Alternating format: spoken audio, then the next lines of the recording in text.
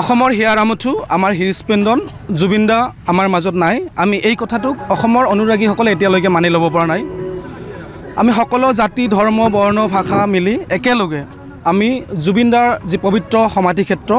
খনাপুৰলৈকে আমি শৃংখলাবদ্ধতাৰে আইন শৃংখলা মানি তেখেতলৈ আমি শ্ৰদ্ধাঞ্জলি জ্ঞাপন কৰাৰ কাৰণে আমি বঙাইগাঁও অঞ্চলৰ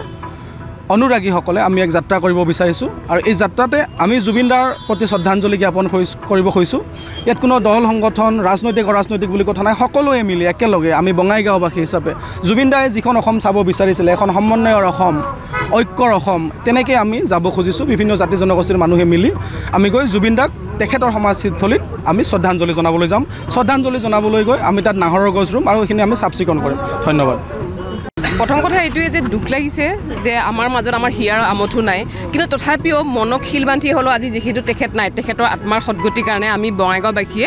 আমি বৰপাৰা ৰাজহুৱা খেলপথাৰৰ পৰা আমি মানে মধ্যস্থ কৰিছোঁ যে আমি সেই কৰিম শ্ৰদ্ধাঞ্জলি দিম জুবিন দাক সেইখিনিয়ে বাকী একো নাই আৰু